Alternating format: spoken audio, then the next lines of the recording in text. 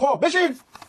این دیگه من نمیتونم بودیزمش بابا بری پیوند اعضا. آقا شلوارم پاره شد. برای چی پیوند اعضا؟ این چیزی که من دیدم شلوار نبود. آقا لباس رو بگیری کی آماده میشه؟ لباسو بگیرم تو تحویلش خوشقول نیستم، کارم با سوزن با این که دکتر نیستم. هرو میاد برا مشتری که از عقب پاره هوشم ادیسون سنم شده اولش 25. درآمد کارم کمه، دورم کنه، نونم تره، کمم کره.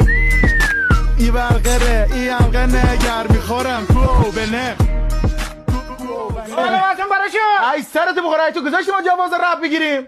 یعنی جوون پول نداره شلوار درسته بری خودش بسونه؟ واسه لباسم آماده نشد. لای چه باسی؟ یه شلواری که میدی 6 ماه بار زنگ نزن آماده شد میدیم.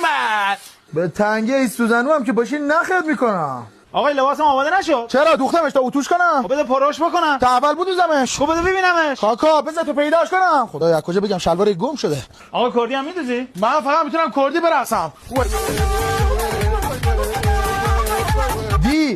دی ای درز از شما دوخت از ما، درز از شما دوخت از ما. میخوای کمر رو مت کنی؟ می چتری نکنه میخوای با قیچی هم شلوار رو ببری؟ یه چی دیونم کردی.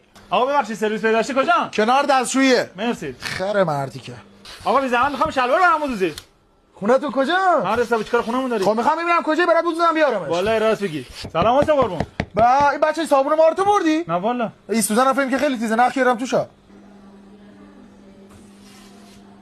آقا اینجا خیاطیه؟ نه آموزشگاه رانندگیه. نمیبینی نشستیم پشت فرمون. ای واسه رجب برسادم.